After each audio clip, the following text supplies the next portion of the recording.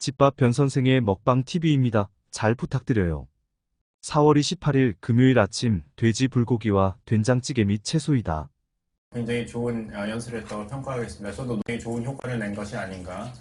특히 또 할 말은 다 한 연설이었다고 봅니다. 왜냐하면 거기서 텍사스 오스틴의 삼성 반도체 공장, 조지아에 지금 건설 중인 현대 기아, 그리고 한미동맹 70주년을 기념하는 We must make his words clear to North Korea. Yesterday. 중한 경고를 영어로 밝힌 겁니다. 자, 봉영식 박사님, 레건 대통령의 이 발언은 상당히 유명한 발언이잖아요. 윤 대통령은 어떤 의미로 이걸 인용했습니까? 사실 굉장히 보수주의 강경 우파였습니다. 그래서 캘리포니아 주지사에서 대선에 출마했을 때 소련에게 통하는 것은 힘이다. 결국은 힘의 우위를 갖춰야지 평화도 이야기할 수도 있고 진보 진영에서 두려워하는 핵무기 감축도 소련하고 제대로 협상하고 있다 할 수 있다 했는데 그 당시로는 전쟁광이라는 비판을 받았습니다. War against Ukraine is a violation of international law. It is an attempt to unilaterally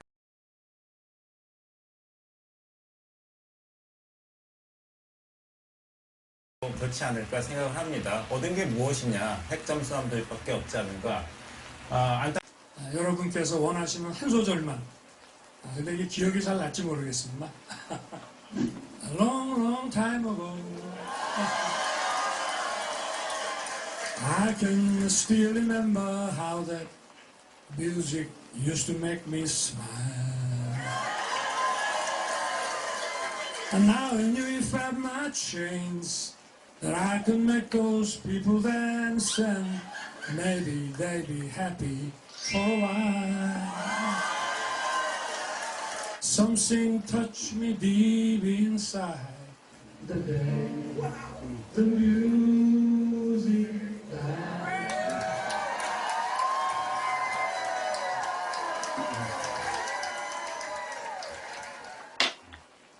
만찬장에 있는 내빈들이 뭐 거의 환호를 했고 바이든 대통령이 굉장히 좀 깜짝 놀라는 반응도 흥미롭게 보고 있는데 돈 맥클린의 아메리칸 파이인데 봉영식 박사님 이 노래 잘 아시죠? 이거 어떤 노래인가요? 이거? 예, 저도 오늘 여기 채널에서 분장을 잘해주셔서 좀 젊어 보이는다는 연식이 있습니다. 저도 저 노래를 좋아해가지고 이 종로 청계천에서 LP도 두 종류가 있습니다. 돈이 없어서 원판은 못 사고 그 당시 라이센스라고 불리는 LP를 사서 열심히 들었던 노래인데 돈 맥클린 그 앞에 윤석열 대통령이 부른 소절에서는 옛날에 옛날에 음악을 불러가지고 사람들이 웃고 그랬는데 마지막엔 오늘날 음악이 죽었다. 오늘 개탄하는 노래입니다. 왜 음악이 죽었다 했냐면 나 같은 사람은 진짜 노래를 부르는데 요즘 세대는 롤링스톤즈 같은 로큰롤을 들어가지고 다 엉망이 됐다. 오늘날 뮤직 다이, 음악이 죽어버렸다. 이런 굉장히 페이소스가 있는 날카로운 가사가 있는 노래라서 굉장히 유행이 있었죠. 근데 윤석열 대통령이 노래 부르시는 모습을 보면은 한두 번 해보신 게 아닌 것 같아요. 저도 노래방 가봐서 아는데 한 곡 하시죠. 한 소절만 하시죠. 그러면 되게 빼지 않습니까? 노래 좀 가사가 기억이 잘 안 나고 그러고 하죠. 그리고 한 소절만 하고 끝까지 하려고 그러죠. 사람들 기다리는데. 그리고 마이크 잡는 이 모습을 보면 알 수 있습니다. 이 손가락을 피에 놓듯이 한 걸 보면은 처음 하는 것은 아닌 것 같다. 이런 말씀을 드리겠습니다. 돈 맥클린 아메리칸 파이를 대통령이 실제로 좋아한다라고 아까 대기실에서도 김병민 최고위원이 그랬는데 왜냐면 김 최고위원이 거듭 말씀드리지만 굉장히 긴 대선 기간 내내 24시간 후보 대통령을 밀착 수행했었잖아요. 자주 듣는 팝송입니까? 제가 대통령의 애창곡 한 10개 정도는 알고 있는데요. 아, 그래요? 그 중에 분명하게 말씀드리는 건 김기현 대변인이 얘기했던 그 노래 동백아가씨는 없다라는 걸 분명하게 말씀드리고 얘기 드리면 스타일이 다르지 않습니까? 동백아가씨랑 아메리칸 파이는 너무 다르죠. 일단은 아메리칸 파이가 알려지게 됐던 건 대통령 선거에 출마하냐 마냐 막 그런 얘기가 있을 때 페이스북에 글을 하나 올렸어요. 그 대통령에 대한 소개에서 아메리칸 파이를 좋아한다. 그래서 그런 내용이 있어서 저는 사실 저희 세대는 익숙한 노래가 아니거든요. 대통령 후보 시절에 이제 같이 다니면 저녁에 밥도 먹고 또 집에도 가고 하면 같이 요즘은 휴대전화로 유튜브 틀면 다 나오지 않습니까? 같이 밥 먹다가 좋아하는 노래 있으면 제가 유튜브로 검색해서 틀어드리고 하는 역할을 이렇게 맡았는데 그때 이 돈 맥클린의 아메리칸 파이를 직접 부르는 거 옆에서 봤는데 잘 부르더라고요. 근데 저희한테 익숙한 노래가 아니라 국민들께는 오히려 빈센트 같은 노래가 굉장히 익숙한 노래일 텐데 그때 했던 얘기 중에 하나가 이 돈 맥클린의 아메리칸 파이 설명을 잘 해주셨는데 미국의 70년대 때 이 노래가 나오기 시작하면서 과거 60년대의 과거에 대한 나름대로 역사적 좀 결별을 선언하게 되는 그 시대 정신을 담고 있는 노래다라고 하는 얘기들까지 곁들여 주더라고요. 미국 사람들 정서에는 어떤 그런 의미가 있는 게 이 돈 맥클린의 아메리칸 파이다. 과거 이제 60년대, 70년대를 살아왔던 미국 그 당시 시대에 대한 배경을 담고 있는 노래라 이런 노래를 가지고 약간 정서적 교류에 대한 나름대로의 고민들을 하지 않았을까 싶은데요. 실질적으로 바이든 대통령을 비롯한 장례에서 막 환호성을 지르면서 빵 터지지 않았습니까? 왜냐면 바이든 대통령도 옛날 사람. 그리고 바이든 대통령이 안타깝게도 아들이 사망을 했는데 그렇죠. 그 사망한 아들이 좋아했던 노래라고도 합니다. 그런 히스토리가 그래서 있습니까? 그때 이 돈 맥클린의 아메리칸 파이를 부르면서 우리 아들은 이 소절을 이렇게 바꿔 부르기도 했는데 라는 얘기들까지 있어서 동맹 간의 관계 속에서 뭐 누구는 야 여기 가서 뭐 노래를 부르냐라고 할지 모르겠습니다만 이게 그냥 간단한 노래가 아니군요. 이 노래 하나를 통해서 대한민국의 대통령이 미국 사회 전반에 대한 관심과 애정을 이만큼 갖고 있다는 우리 동맹에 대한 얘기를 전해준 하나의 얘기도 한 것 같아서 아마 저 자리에 있었던 수많은 미국 사회에서도 대한민국과 윤석열 대통령에 대한 이 감정들을 좀 다시 한번 느낄 수 있었을 거라고 생각합니다. 야, 그럼 이게 그냥 단순히 학창시절에 대통령이 즐겨 부르던 18번 차원에서 부른 게 아니라 많은 의미를 좀 함유하고 있는 노래일 텐데 특히나 저는 그냥 단순히 이 돈 맥클린이라는 60, 70년대의 어떤 미국의 전성기를 추억하는 향수가 담긴 곡 아메리칸 파이를 불렀던 게 아닌가 싶었는데 바이든 대통령의 사망한 아들이 즐겨 불렀던 노래를 또 바이든 대통령이 당시에 아들을 잃은 애통함을 이 노래로 또 표현하기도 했었던 그런 노래였습니다. 굉장한 히스토리네요. 그래서 이제 그 실문일에서 준비를 참 잘했다고 생각을 합니다. 예. 그래서 바이든 대통령이 저렇게 공감을 한 거죠. 공감을 한 거군요. 많이 들었던 노래니까요. 사실 바이든 대통령은 그 가슴에 아들을 장남을 묻었죠. 고 바이든. 그 검사 출신이고 전쟁 영웅이고 그래서 자기를 따라서 정치인 지도자가 되길 바랬는데 암으로 사망했습니다. 그래서 굉장히 안타까운 그런 가족사가 있는데 대통령에 당선되고 그 트럼프 대통령이 그 결과에 승복을 안 해서 지연이 됐을 때 델라웨어 집에 있었죠. 그래서 그 성당에서 미사를 드렸을 때 대선에 승리하고 그 성당에 바로 그 아들 조 바이든의 묘지가 있습니다. 그래서 아버지로서 그 대통령 당선인으로서 만감이 교체했을 것이다 이런 보도가 있었죠. 이번 순방에서 가장 성공한 것은 진정성을 확인한 것이라고 봅니다. 그 원비어 그 부모랑 그 김건희 여사가 만난 것도 굉장히 좋았다고 제가 생각하는 건 뭐냐면은 문재인 대통령이 처음 미국을 방문했을 때 그 원비어 사망에 대해서 안타까운 이야기를 한국 대통령으로 표시를 했고 트럼프 대통령이 감사를 표시했습니다. 그때 문재인 대통령이 원비어 군의 사망을 애도하고 나는 평생 인권 변호사로 활동을 했는데 이런 일이 없어야 된다고 이야기를 했죠. 하지만 그 다음에는 아무래도 북한에 대해서 유연한 대응을 하다 보니까 북한 인권 문제에 대해서는 소극적이었던 게 사실입니다. 네, 저는 일본에서 납치자 가족들의 정기 모임 12월 회의에 참가해서 원비어 아버지와 아들을 만난 적이 있습니다. 그때 일본 측에서는 원비어 아버지에게 우리 같이 연대를 해서 북한 인권을 규탄하자 했는데 저도 놀라고 일본 관리도 놀란 게 뭐냐면 아내와 상의하겠다고 유보적인 태도를 보냈습니다. 그러면서 한 말이 뭐냐면 원비어도 내 아들이지만 나는 살아있는 아들들도 있는데 나와 내 아내가 너무 원비어만 위하는 활동을 하면은 아이들이 소외감을 느낀다. 죽은 자식도 중요하고 살아있는 자식도 중요하기 때문에 나와 내 아내는 좀 조절을 해서 원비어를 제대로 충모하고 그 가족이 편한 방식으로 북한 인권 유린을 규탄하겠다 했거든요. 그래서 인권을 도구로 사용하는 것이 아니라 정말 같이 애도하고 위로를 해준 그런 제스처가 이번 순방 기간 동안에 원비어 가족들에게 만들어졌다는 것은 아주 적절한 선택이었다고 봅니다. 방금 언급하신 대목도 오늘 많이 보도가 되고 있는데 김건희 여사가 오토 원비어 군 북한에 억류됐다가 사망을 했죠. 이 오토 원비어의 부모를 만났습니다. 그런데 굉장히 고마움을 표현했다고 해요. 내 아들을 기억한 이 대한민국 영부인에 대해서, 정상에 대해서, 대한민국 국민에 대한 어떤 감사의 표현이죠. 감동을 받고 이게 위로가 된 거예요. 김광삼 변호사님, 그런데 이제 문재인 전 대통령을 만나고 싶어 했었다고 하는데, 당시에 오토 원비어 군의 부모님이. 근데 면담이 좀 불발됐었다고요? 일정상 이유가 있어서 만나지 못한다. 그러니까 일종의 이제 거절이죠. 그러면 그게 진짜 일정상 때문에 거절한 겁니까? 혹시 아니면 이 북한에게 있어서 오토 원비어가 북한에게 굉장히 불리하고 북한에게 좀 난감한 이슈이기 때문에 문재인 정부가 의도적으로 좀 피했던 겁니까? 오토 원비어 사건은 이제 북한의 인권 문제와 관련해서 아킬레스건 아닙니까? 아킬레스건이죠. 미국에서 엄청난 분노가 있었고 또 세계적으로 많은 지탄이 있었어요.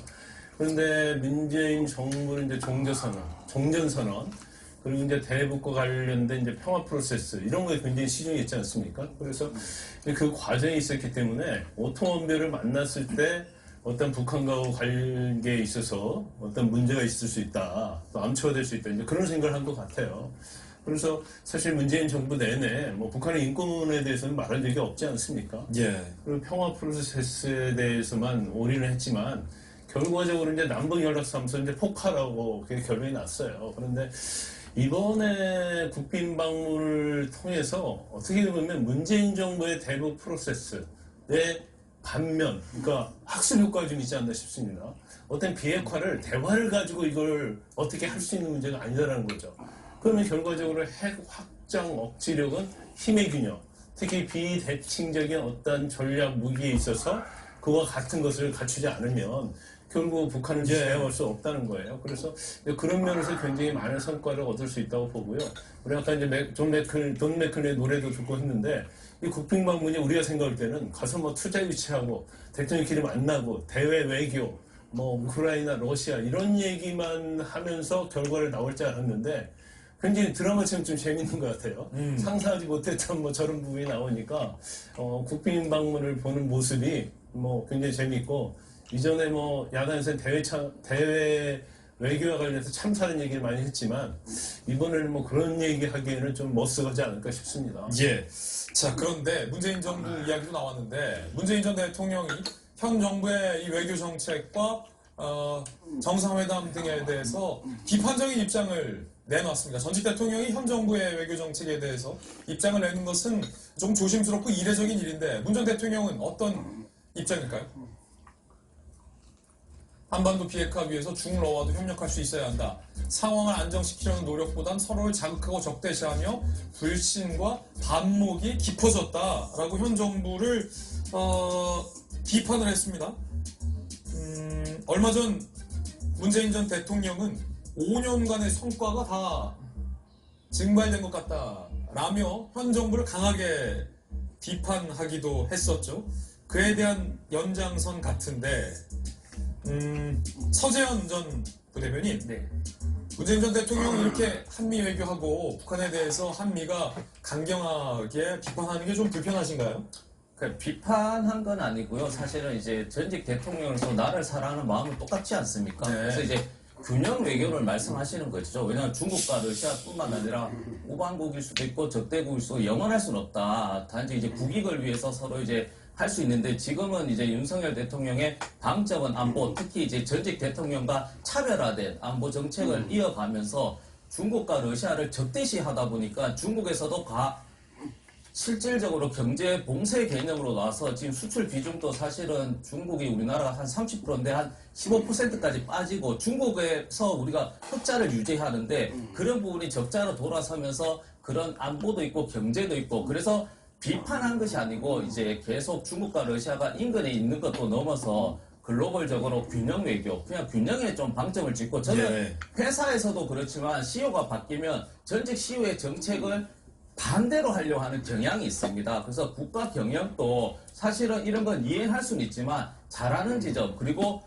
평화로 가는 길에서 둘과 조금 부족한 점이 있으면 그걸 또 보완해서 조금 이게 협력하고 보완해서 이런 좀 지혜로운 길을 가는 것도 필요하다는 말씀 꼭 드리고 싶습니다. 그런데 이 문재인 전 대통령의 메시지가 나온 행사는 4.27 판문점 선언 5주년 기념식 자리인데, 문 전 대통령이 이렇게 입장을 냈어요.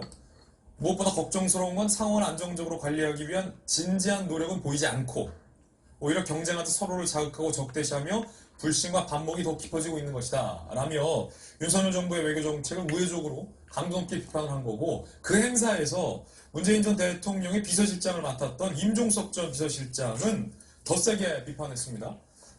윤석열 대통령의 핵 발언은 섬뜩하다 라며 굉장히 강도 높은 비판을 했습니다. 그러자 여당 입장에서는 가만히 있을 수 없죠. 김기현 대표는 어떤 대꾸를 했을까요?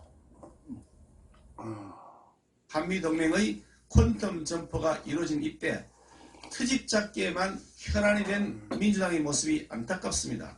지난 문재인 정권에서는 하지 못했던 대한민국 대통령의 미국 국빈 방문이 못마땅하기라도 한 듯 사사건건 비난에만 열을 올리고 있으니 참으로 한심스럽습니다. 민주당 정권은 가짜 평화쇼에 불과한 종전선언에만 집착하면서 집권 5년 내내 굴종적 대국가를 일삼고 실체도 없는 한반도 평화 프로세스를 고집하면서 북한 눈치 보기에 바빴습니다. 자, 김병미 최고위원은 어떠십니까?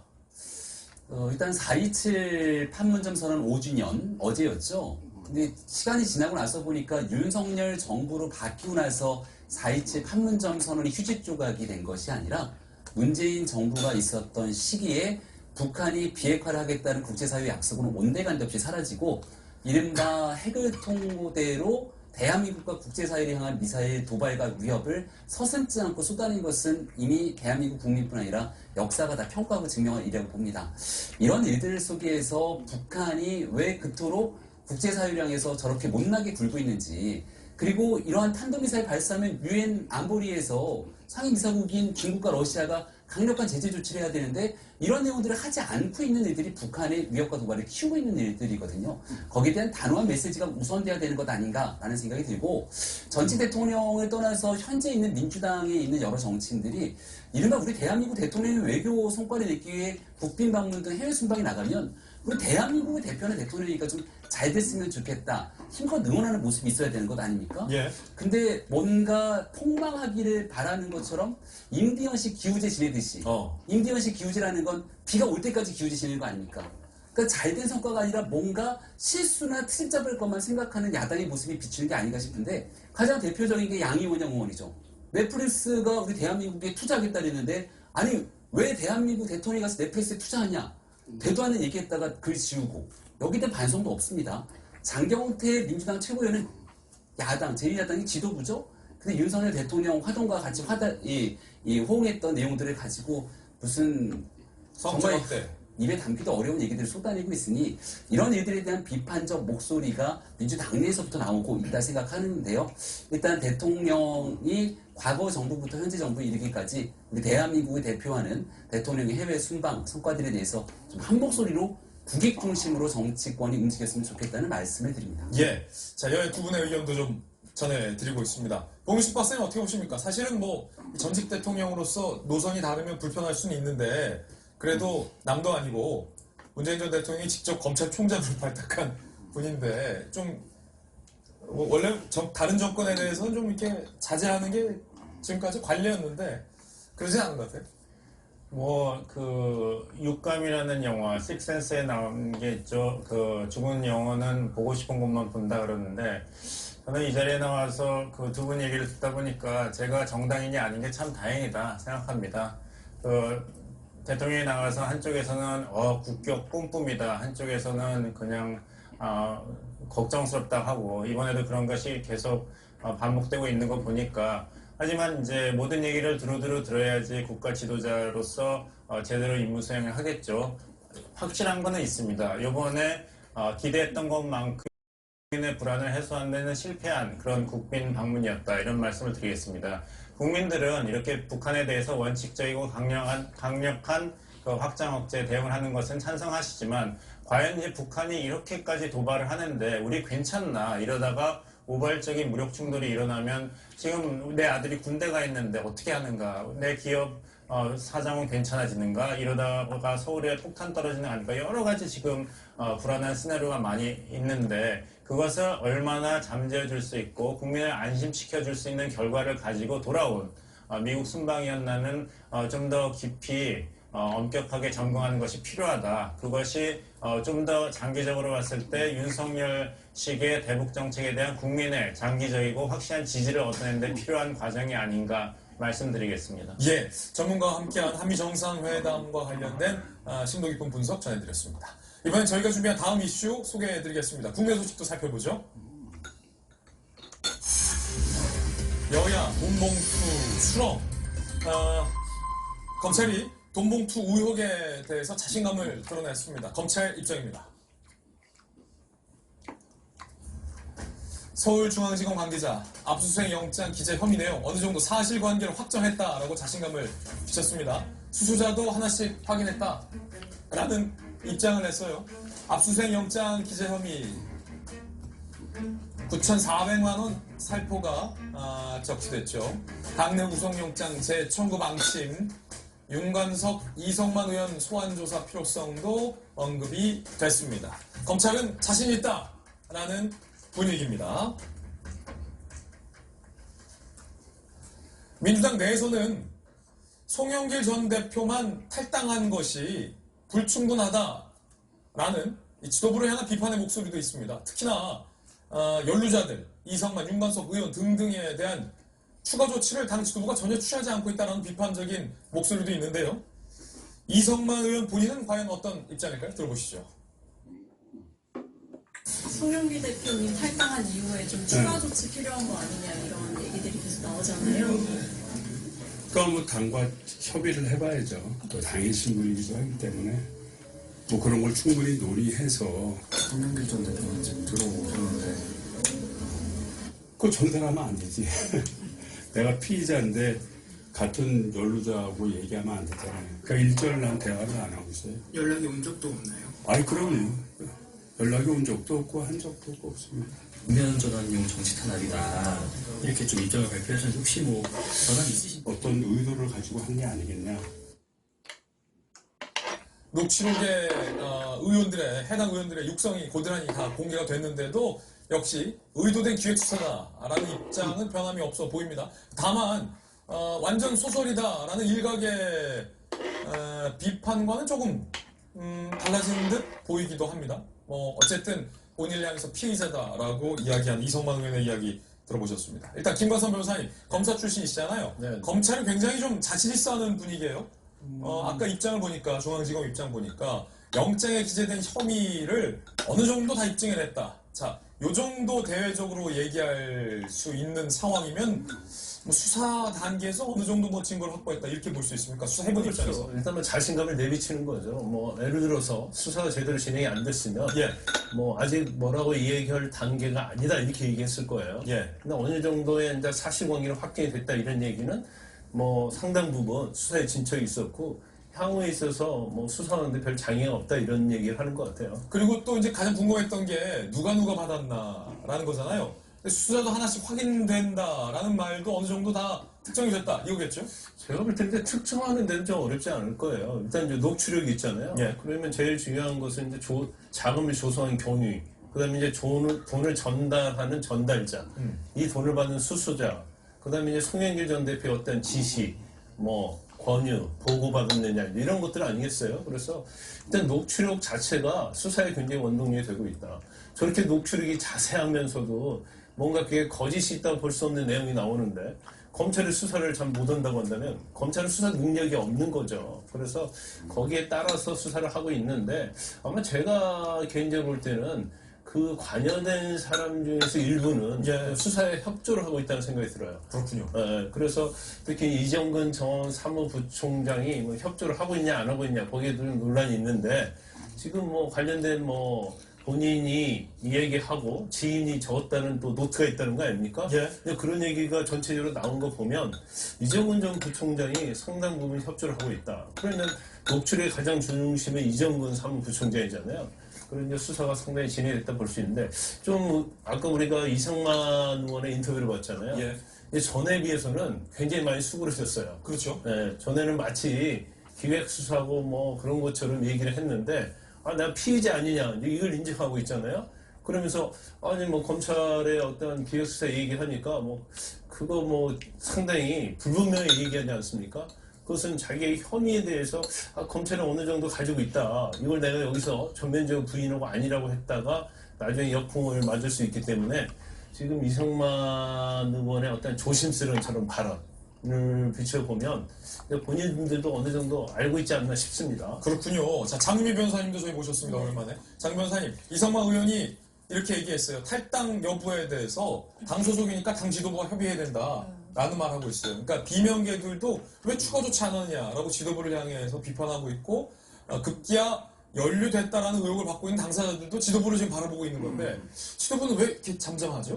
사실상 민주당 지도부가 취할 수 있는 방안이 뾰족한 수가 없는 것 같습니다. 예. 다만 검찰 수사를 지켜보겠다, 그 결론을 우리가 주시하겠다라고 이야기를 하고 있는데 종전까지 민주당 입장은 어쨌든 검찰 수사에 대한 불신을 상당히 많이 드러내 왔거든요. 그렇죠. 그 결이 좀 다른 측면에 있어서 이런 부분도 사실 내부 비위 아니겠습니까? 그리고 의혹이 지금 짚어주신 대로 상당히 구체적입니다. 추가 의혹도 이른바 이정근 노트라는 것도 굉장히 상세하게 보도가 되고 있어요. 이정근 노트. 그렇습니다. 그렇다면 당 지도부가 검찰 수사만 보고 기다리는 것이 과연 맞느냐라는 목소리가 분명히 있죠. 선제적으로 조치할 수도 있습니다. 당 진상조사위원회에서 물론 강제 수사권이 없고 당사자들에게 이재명 대표가 전화했을 때 부인으로 답변했다라고는 하지만 관련자가 여러 명이기 때문에 제보를 받을 수도 있고요. 뭔가를 아는 사람들과 관련해서 이 단서를 받을 수도 있는 겁니다. 그냥 이 부분과 관련해서